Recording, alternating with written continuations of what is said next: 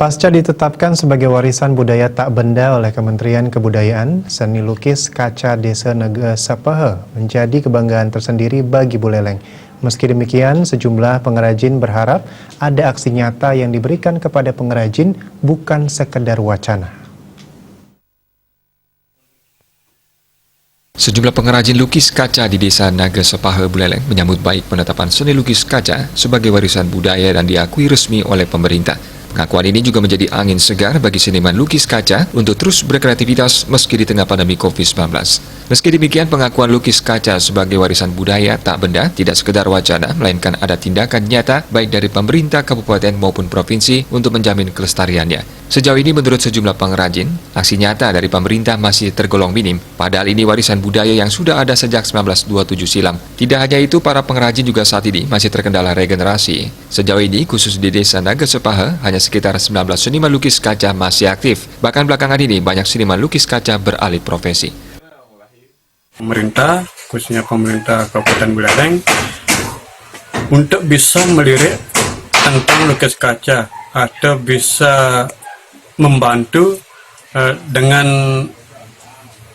berpromosi sampai kalau bisa sampai ke luar negeri. Pengakuan dunia sebagai warisan budaya, tentu ya dengan pengakuan ini saya sangat bangga sekali dengan itu. Mudah-mudahan tetap ada generasi yang lebih melanjutkan lagi tentang lukisan kaca ini. Tentunya kita sangat membanggakan itu. Sementara itu, berbekal setempat, Wayan Sumeken berencana mengundang pengrajin dan elemen masyarakat lainnya dalam musyawarah desa mendatang untuk menyerap aspirasi pengrajin seni lukis kaca. Ya, kita yang selalu akan memberikan suatu motivasi lah, karena dalam dana desa ini pun kita bisa untuk memberikan suatu pengembangan, karena dana bagaimana dalam pemberdayaan, pembinaan masyarakat itu diperbolehkan untuk itu. Nanti bagaimana rumusannya itu kembali kepada musyawarah desa. Musyawarah desa ini sebagai awal bagaimana di dalam sebelum penyusunan APBD setiap tahunnya ini harus dilalui dari musyawarah desa. Adanya musyawarah desa itu kita akan undang pasti dari seniman, dari pemuda, dari perempuan, unsur yang lain itu pasti kita undang.